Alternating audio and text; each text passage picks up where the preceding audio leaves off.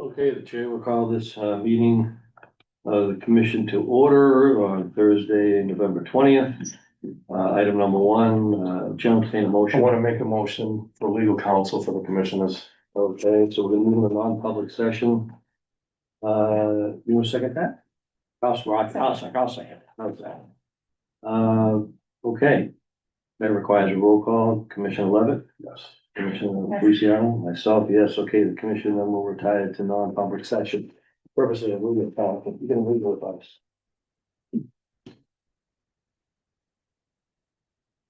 Alrighty.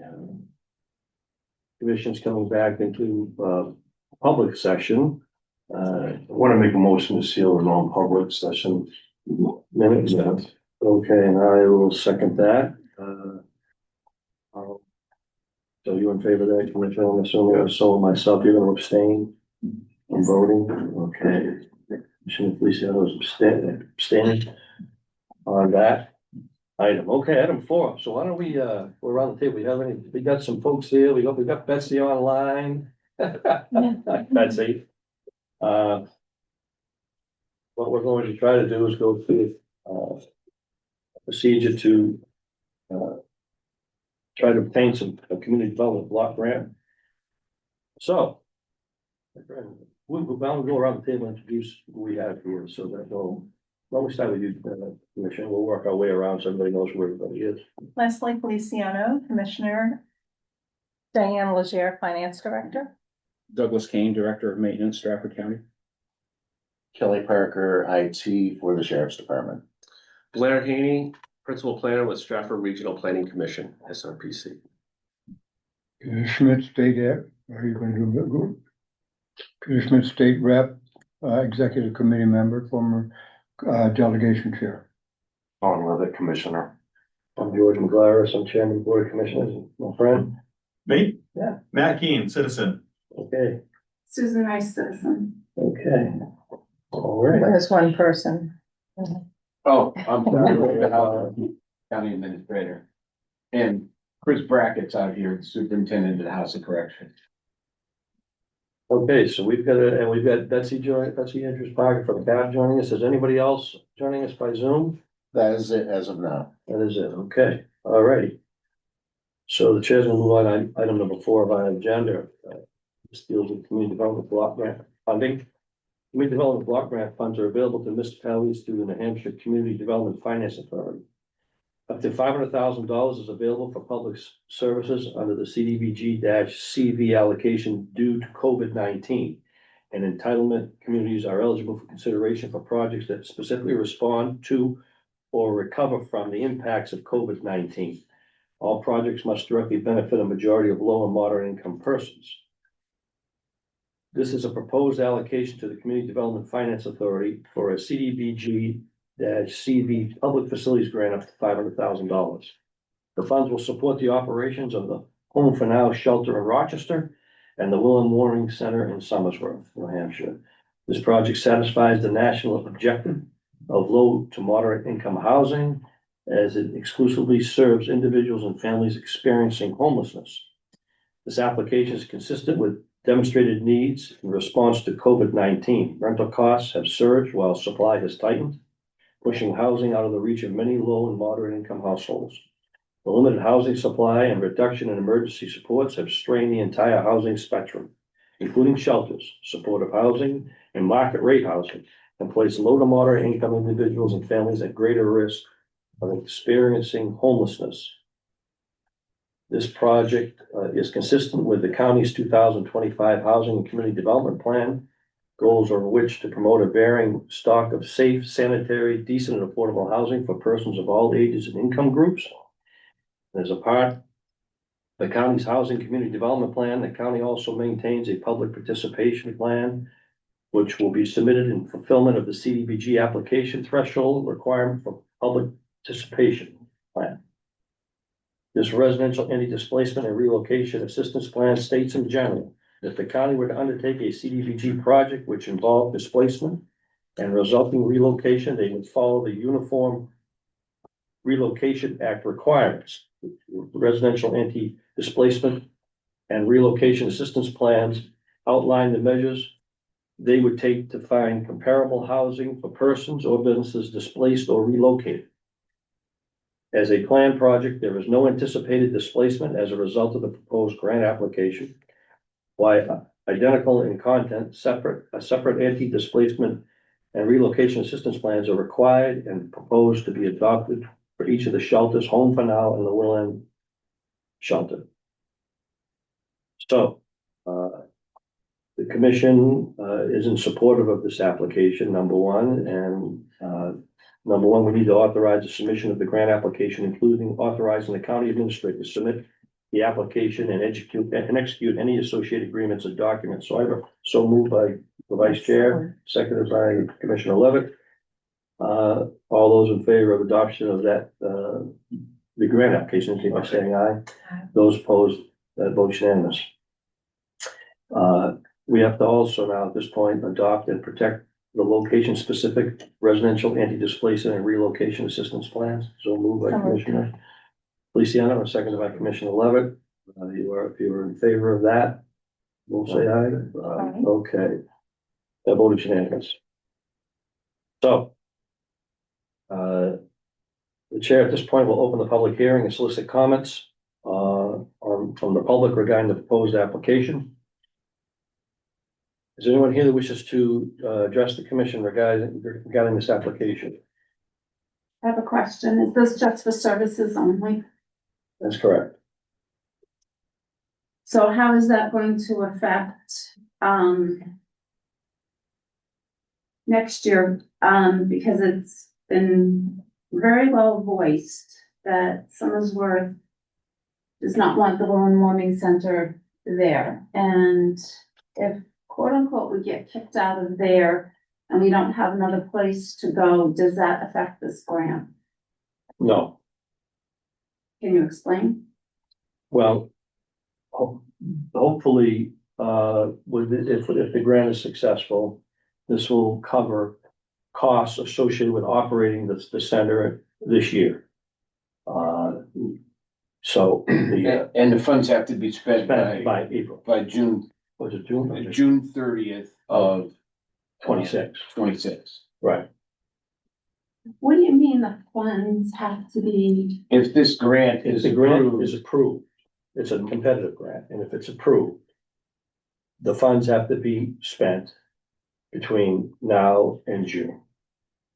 So what would happen is that the 75,000, the plan here right now is that the $75,000 that the city of Dover has put in and contribution, and the city of Rochester, their $75,000, this grant would supplement those two appropriations.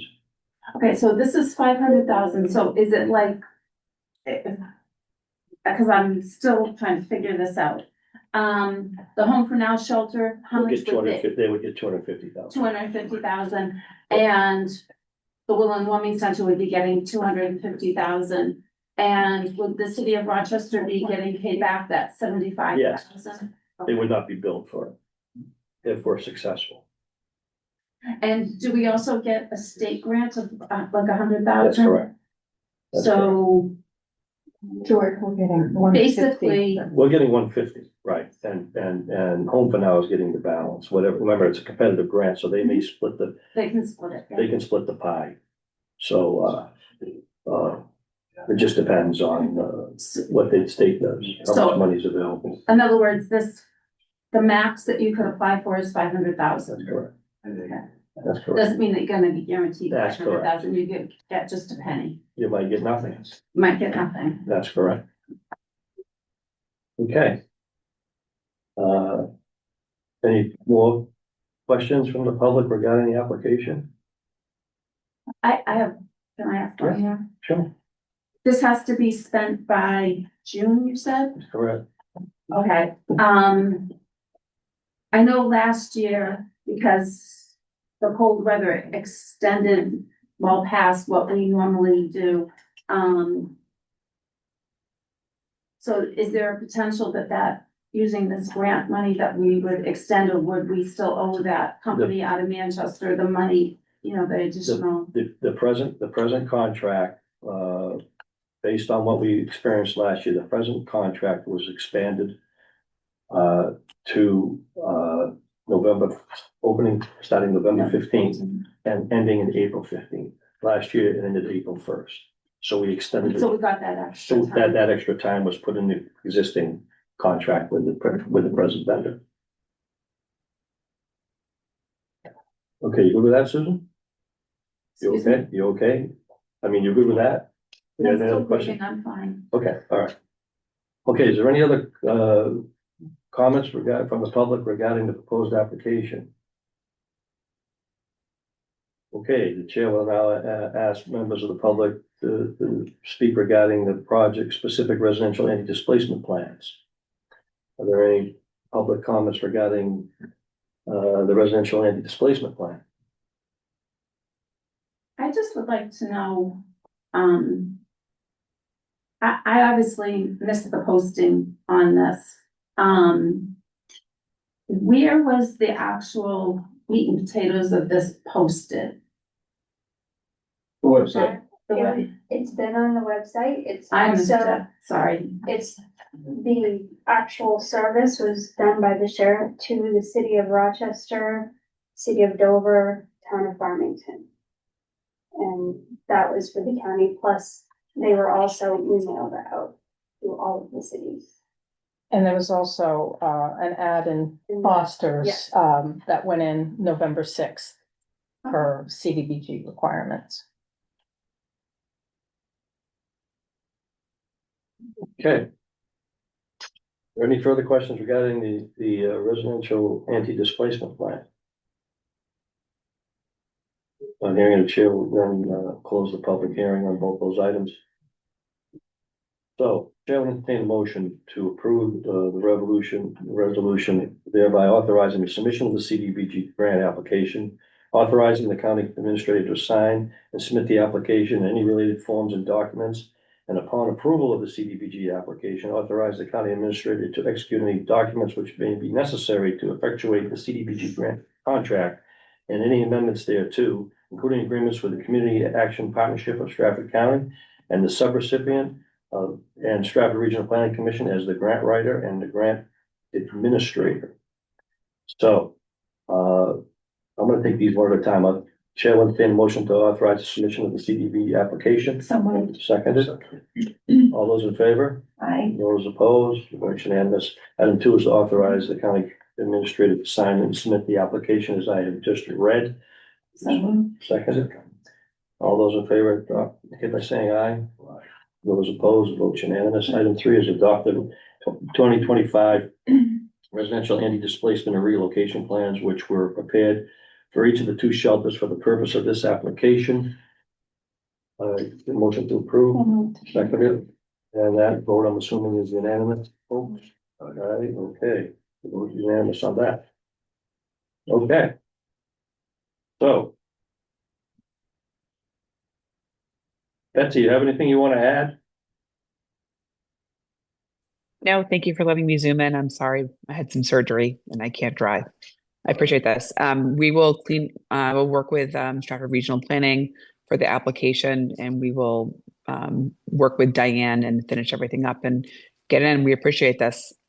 Okay, okay, thank you, Betsy. Blair, you have anything you want to interject? Nope, just here to support it and answer questions if it was necessary. We appreciate your consideration and voting in favor of it. So thank you. So what's the timing now on our end on this, Blair? Why don't you point out to my colleagues? I'm somewhat familiar with it, but. Yeah, so the grant application is due December 1st, but as you know, next week is the holiday. So basically, I've got to have this application done by, say, Tuesday next week. So I'll be working fervently with Betsy on trying to, get some of the narrative together and submit it. It's a gathering of many documents. That's primarily what this is all about, is just getting all the documents in order. And you did your part. Only thing I need from you that I can think of at the moment is a copy of the draft minutes. I don't know if you certify them quickly or not, but that might probably come to the next meeting where you vote to approve them. So at least if we get the draft minutes, we're fine. We'll get draft minutes to you by tomorrow. Right, and what we, did they have to be adopted by the commission? Because I'll just post a meeting and have us come in for 5 minutes and. We will need them for our records, right? So the permanent record of the project, but we don't need them for the application. They're fine with draft. The Yeah, key thing is just noting that, you read the resolution, you open it up to public hearing, and I was glad to see you made individual motions. Those need to be noted as individual motions. But, Right. so, if you have any questions about the prescription of what needs to be in it, let me know and I'll walk you through it, but it's pretty much that. Well, we'll have the draft minutes by tomorrow. okay, That'd be great. all right, and if there isn't if there is any issue at all that comes up that requires the commission to take some other additional action, okay, that you think is necessary, we will post a meeting. We have to post it. We have to give 24-hour notice. The commissioners will be available at any time to make that occur. Great, thank you. Okay, so just to let you know that, Blair. And I know I gotta reach out to you on another issue that's coming up. I just want to ask one question that maybe you or Betsy, I know that Betsy is great for this.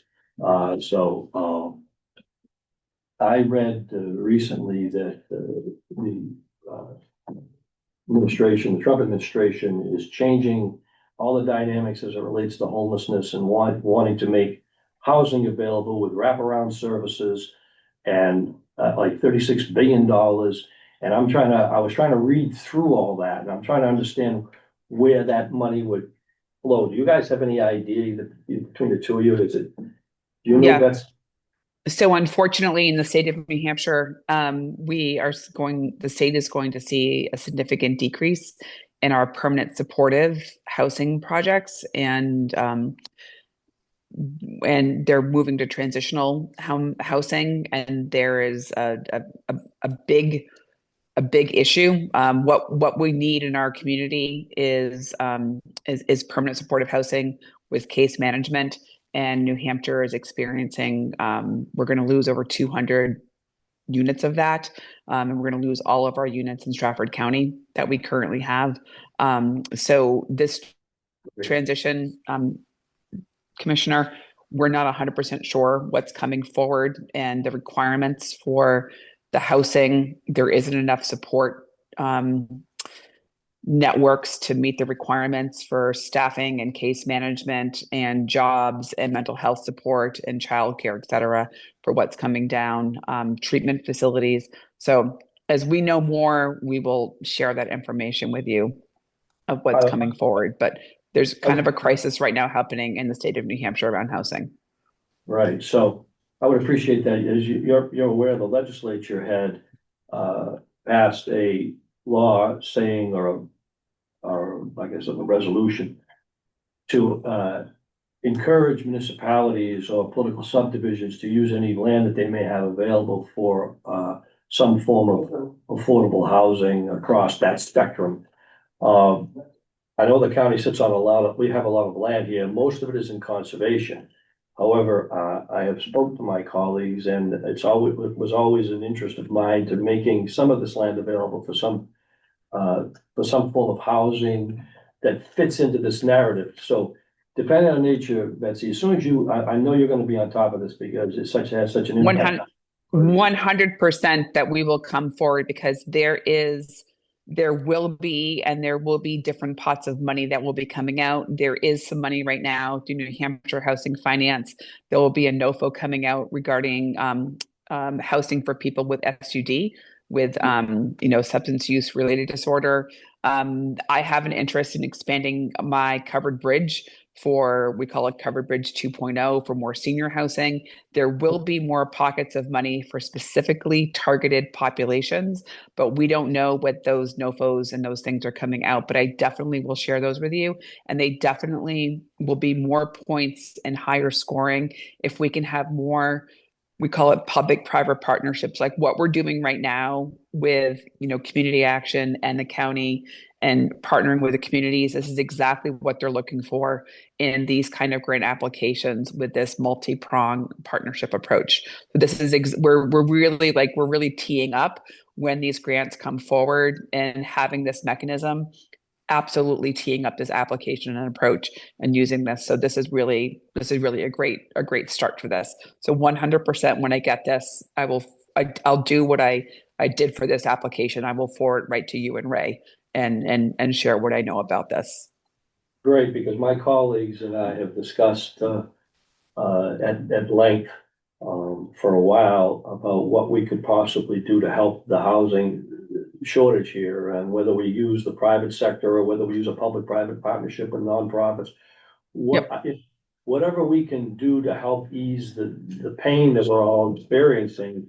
I know, we've had a long discussions about, I don't know if my colleagues want to add anything to that. You're in the construction. Yeah. Well, I whatever. can say, I will just say right now that the biggest barrier for folks right now is land acquisition.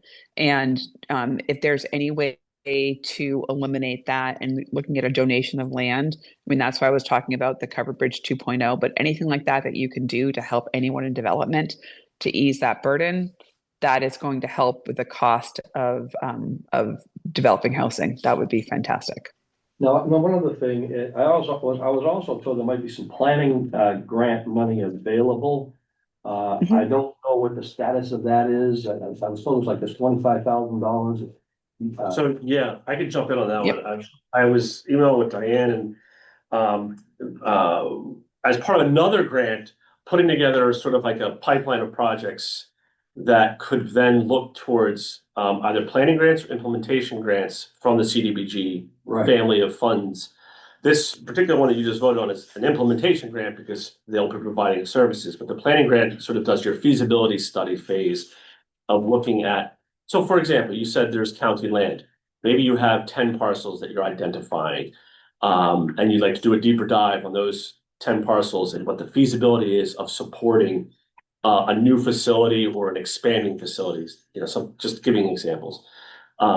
This would be a great use of those fundings. It is absolutely what the state would be looking for. So that would be an example. So let me ask you a question. So if I ask you to do that on behalf of the commission right now, to look at that planning, to see if we can obtain that planning grant, because we have spent, we've done a lot, we have done a lot of our due diligence up front as it relates to the county land itself. We've done indigenous piece, people study, we've done wildlife studies, we've done all the potential studies that need to be done on the entire county parsons, okay, the 300 acres we have here. So, what we're gonna need help with, recently, we just gave a grant to St. Anselm's College to do the housing assistance grant that you folks, are administering. Oh, yes, the housing conversations. Right, Yes, conversations. Yep. I'd like to be able to find out what they're finding out, okay, right? And then see if it's applicable to us in our region, so that we could then take this additional $25,000 and really hone in on making some county land available for some particular type of housing. I lean towards senior housing simply because of the silver tsunami that we're faced with. Yep. But that doesn't mean we can't do workforce housing for our own staff, to help us keep people employed. Yeah. In our region, whether it's for us, our own selfish reasons, or for the public in general. So I'm interested. I know my colleagues and I discussed this ad nauseam. We're interested in doing it. So if you can help us with that. Yeah, I mean, and I appreciate that. It's what we do, working with organizations like the county. We just did sort of feasibility reviews for public facilities in Milton and Farmington. So we've got some capacity in place to do this sort of thing, and it's absolutely something we can look to. This grant that I'm finishing up right now, which sort of spawned the conversation with Diane, is due by like mid-December. So maybe I can come back here and have another conversation with you all and include it in what we're gonna prepare, which would then act as like a leverage point to then make the application for a planning grant. But maybe we have a conversation about specifically what you would like to go after, Okay, something like we can that. do that. We found out about all these things. We had just recently attended our annual conference with the Association of Counties, where we learned about a lot of these different pots of money that existed through the system. Yeah. And things were changing, so I just wanna make sure that Strafford County's in a position of getting whatever we can get as we move forward, especially with the housing crisis and with the aging population, even though some people don't believe that the silver tsunami is approaching us. It's just a bunch of math. That's all it is math. We've got a lot of folks, we gotta at least have the conversation. We should be doing more than having conversations. We should be doing something about the housing crisis. Yeah. And if the county can participate in that in any way, I would like at least, and I know my colleagues feel the same way, because we've discussed this at the conference, that we need to do this. Yeah. So, Yeah, we just have finished up a great project with Betsy and her team over in Rochester for 21 units of affordable senior housing, transitioning that beautiful building in Rochester. So, yeah, the teams are in place that are out there. I think it's just a matter of getting, leaders like yourselves coming forward and saying, okay, let's pull this together and have a conversation. great. Yeah. Okay, super. All right. To ask a question, is gas house 100% occupied now? Yes, it has been for months. I thought that it had It was a little slow at first, but then it ramped up real quick. Yeah, and they knocked it out. Okay. All right. Correct? It's occupied? Is that Yeah, correct? yeah, I thought so. That- Yeah. All right, well, thank you both. Thank you, everyone. We really appreciate your time. Yeah. You can hang around, you can listen about football lates if you like. I'll watch the video. Yeah. Thank you. All right, Appreciate it. Thanks. Bye. George, I do need you to sign the resolution. Yeah. We passed, and Ray, you'll have to sign the plans. The residential anti-displacement plans that they just authorized you to sign. There's 2 of them. You're putting today's date on this? Today's date. It is today's date, 20, right? Mm-hmm.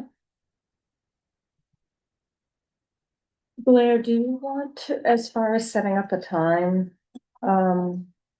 because you said this is due mid-December, Yeah. that's coming so Do quickly. you have an upcoming meeting in December, early December? We will make ourselves available for whenever. So we just if it's timing on your end, you just have to let us know. Okay. Okay? We After, do have a meeting in December. Thank you. Okay. for me, it would be like the first week of December would be like ideal.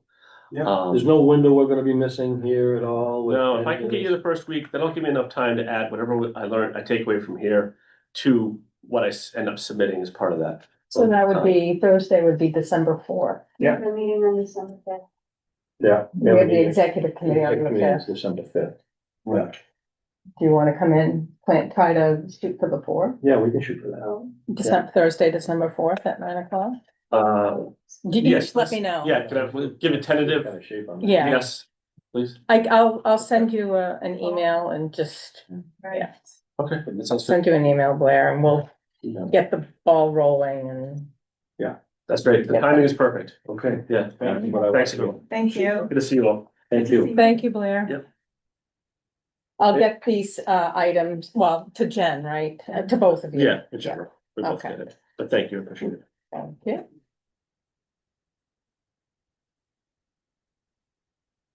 Alrighty. Well, it's all good stuff. Hopefully we will get this, we'll have a strong application. We'll be able to save the city of Dover and Rochester some money. Which is the reason why we're doing this. Save the property taxpayers some money. Okay, item 8 is to approve the minutes of October 30th and November 6th. I got seconded. November 13th for the record, minutes are still in draft form. So all those in favor of adoption of the October 30th and November 6th, say aye. Those opposed, the vote is unanimous. Okay, item 9, discuss football field and parking area installation of lights. So, Hello. my friend, Yeah. good Hey. to see you. Yeah, good to see you. Field's been working out pretty good. We actually have a couple projects that are going on right now down at the field. So you may be a little worried though when you said you're going to be giving away county land. So I want to. It won't be there. You're cordon off our Not that field land. to make sure that doesn't get dug No, up. no, not that land. If that ever was to occur, we'd have to find another place for it. So- Yeah, that's right. Yeah. So Yeah, so we have a big drainage problem at the field. I'm gonna talk about two things. So I know field lights is on here, but I'm gonna talk Yeah. about drainage a little bit too. So we're gonna be installing 2 French drains on either corner of the football field and then exiting those drains out towards the street. We're planning on taking that fill and we want to use that fill to level off some of the area over Sure. near the parking area, Yeah. which just got bushwhacked, so we could take a look and see how that might need to be graded to support that. Yeah. And then the other project is, and as you can see down there, we've already been investing some capital Sure. over the past year to rebuild some things that were dilapidated. We need a big electrical upgrade at the field, and part of that is for lighting. We'd like to install field lights, so we're working with Eversource right now. Eversource is on deck to install 6 light poles on the field, 3 on either side of the football field with LED lights that will be metered as part of our existing meter that we have down there. So we'll be upgrading our service from a 200 amp to a 400 amp to support that. And what I was wondering is if, one, if the commission would approve the use of the land for that purpose, because we'd be there later into the evening hours. Right. And if there'd be any time restrictions or things that we want to consider before taking on a project like that. We've had this issue in the past. We talked about it. The lighting configurations, I just don't want to have it all, I don't want to have any spillover for it, meaning the lights have to be Yep. directly on the field so we don't affect our neighbors. Light pollution. Yeah. The other part, Mr. Chairman, what, I know that was a big issue when it first started, but Right. the area has grown. Yeah, that's right. We had a lot of growth on that side of it. Yeah. We had a lot of the tree growth, which would Right. Block it. deflect that. Yeah. I, Since then, right? since then, Yeah. It's been yeah, what, because it's 15 been a whole bunch of It's years. been 15, 18 years, I think, Yeah. something like that. Yeah. It's primarily to support the spring and fall. Cause football, I don't know if you've noticed, but football has to lease, they have portable lights out on the Right. field right now. So they can, cause football's still going, our junior division just won the conference championships, they're going to state championship this weekend. This weekend, right? But in order to practice, they have to have those lights and those cost us, $2,000 a month. To lease those lights, and that's just for 2. So we considered putting 6 of those on the field, but then we'd be at $6,000 a month to do that. And this whole project with Eversource will probably cost us under 20,000.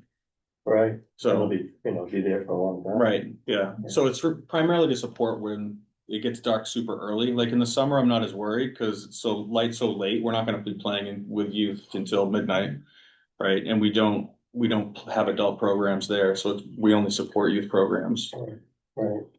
How's the relationship going with lacrosse? I know that. Well, I'm the president of lacrosse, Okay. so, and I'm also co-chair of the joint fields committee Oh, the with fields football, committee. so I'm representing both football and lacrosse today.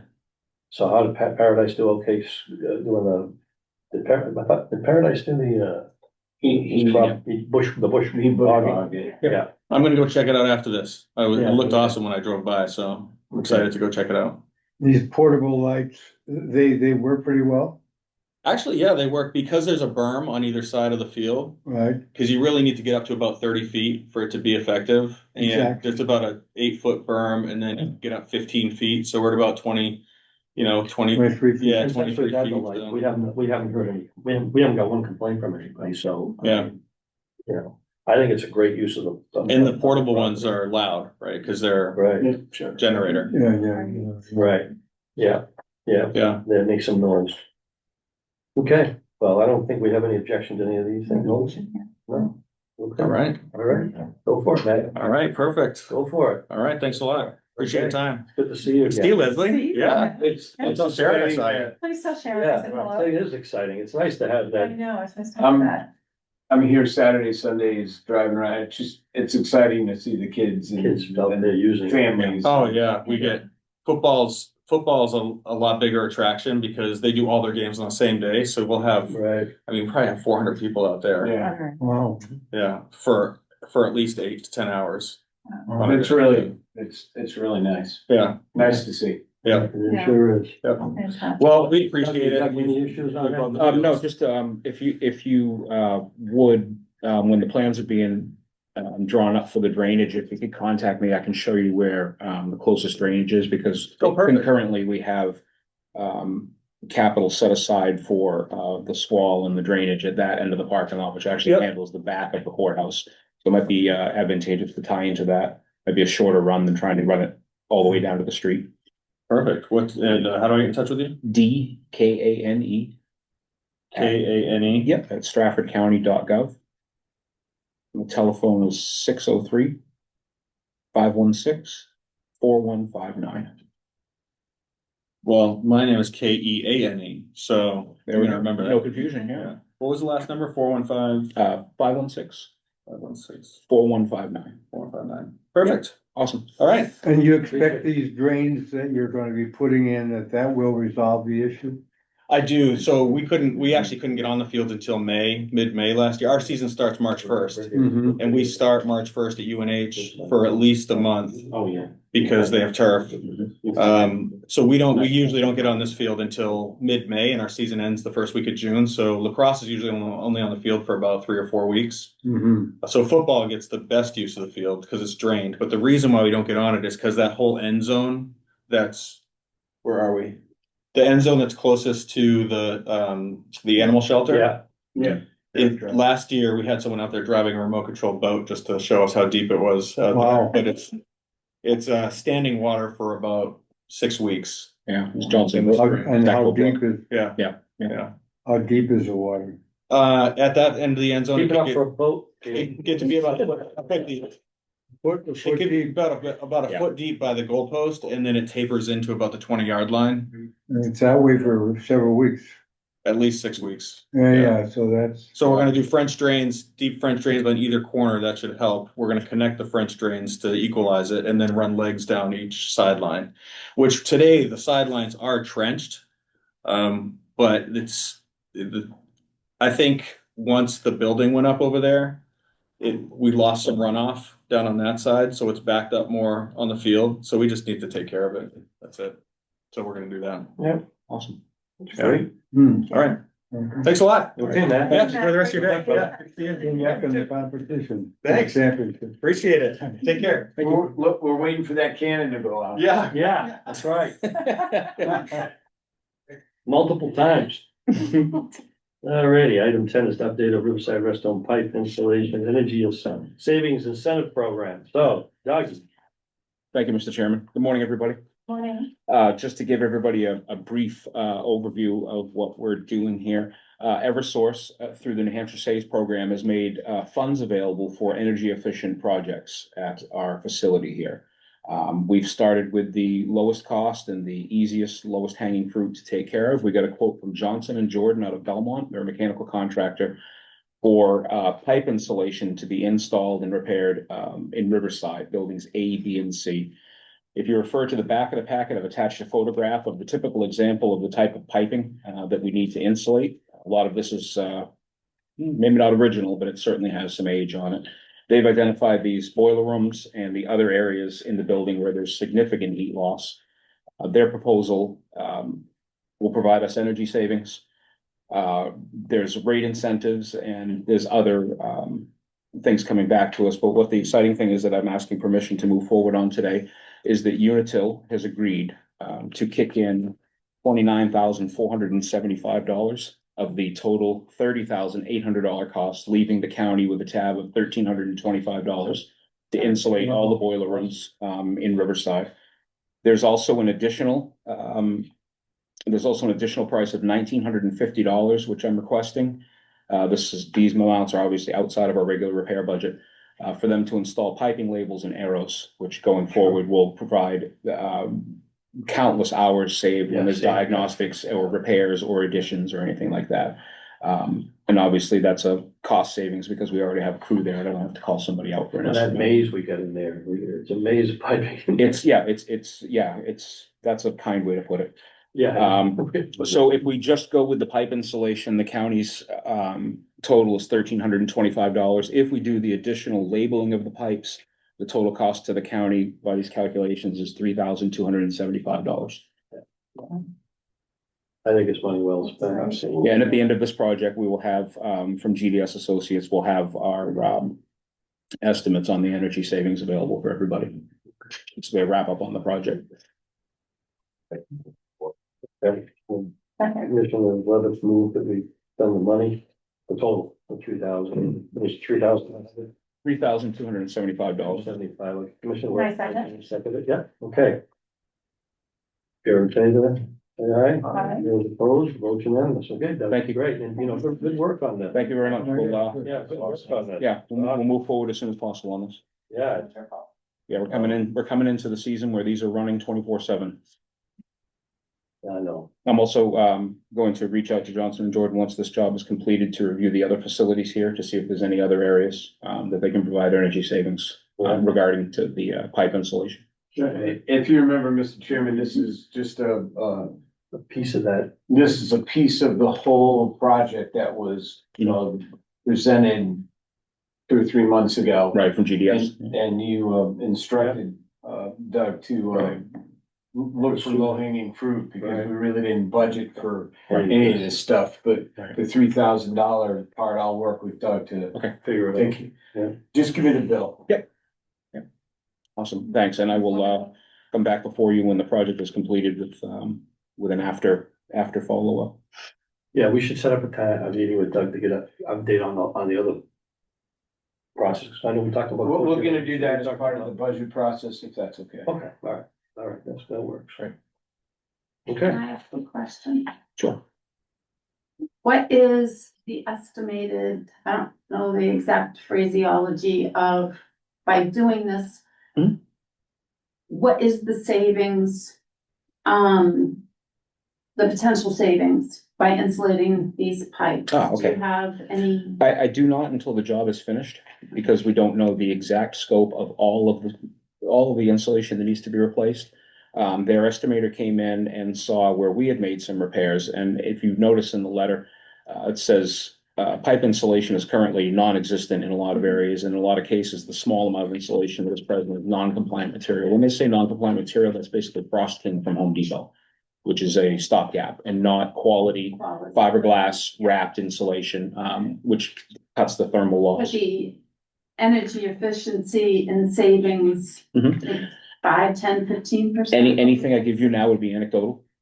So I don't really have a number for you right now for that. I think if we look back at the documents that we reviewed, it had, right, had some. it didn't have dollar savings, it had periods of time for payback. Right. Sure. I guess that's what I was, Yeah, I thought that's what you meant, but I didn't want to put words in your mouth, but I'll dig that out and send it to you again. well, yeah, that's fine. That might be It's easier just- I was than you thinking, looking because for. I remember seeing something that. there Yeah, was that might be easier than you looking through your stuff. We can find it and send it to you. And we'll highlight because I think what they were saying is not dollars payback, but time payback. That's, Right, there was 3 years, there was some 5 years. There were some 1 years. there 1 was some- years, there was Yeah. like 20 years. So it's all kinds we'll of ask stuff. Janet to Right. pull that out. Again, it's anecdotal, but I can tell you that this boiler room that's in this picture is considerably warmer than the rest of the building, all year long. There's definitely radiant heat that we're losing there, and with the recent increase in the transmission cost of natural gas, that's really gone through the roof. I think what we're paying for actually is repairable pipelines in throughout the state. I'm all for it because I've done it in my own home plus at our mills, so. Sure. It's definitely, some savings. Right, yeah, and once I get that, I'll bring it back in front of the commissioners and the public and present it to you. Once I get those numbers for you. But we'll send you that stuff in the interim. Alrighty. So we got a list of, so that's it for Dougie, I guess, on item 10. Item 11, we got some upcoming events. Item 12 is old and new business. You have any old and new business to with us? I do not. Okay. Alrighty, item 13 is questions and comments from the public related to the agenda. Susan, do you have any other questions? Yep, I do. With regard to the lighting of the football fields, I know that we had discussed, or that there was discussion, with regard to solar and some grants. And I'm just kind of curious if that type of grant application, if they're still available, would, be beneficial to them and maybe instead of them having a high electric bill every single month, that maybe they consider looking at solar and if there could be a public-private partnership with them. Well, the solar issue is is a big issue. I'm just, but sometimes you start small. Right. We also do have, beginning of December. First week of December 2nd. December 2nd, we have, hopefully the final meeting with that company and the grant. Bright spot. Yeah, so we will, I'll inquire when we have. It's them. regarding our technical assistance. It's regarding our technical assistance. I'll inquire when we have them on. Will we be able to understand him this time? I hope so. I really hope so. Well, I mean, I think that anything that the complex would do that's energy savings would include everybody on the complex, which would end up including not only them, but the Humane Society as well. So, it would take care of everybody on the complex at some point. Depending on whether you do cogeneration, whether you do solar, whether you do, I like the, I hate to say it, but Rockingham County stole our idea and built a 4.3 megawatt solar farm on the county complex in Rockingham. It's up and running and it's saving them about $800,000 a year. Yeah. And which is something we really need to be pursuing with these people and get this thing put it someplace out here because we're losing money. We're losing money every day by not doing it, at least from my perspective. And it's math. It's math. That's what it is. So, all right. Any other questions? Comments regarding, I remember the public here today, which is Susan.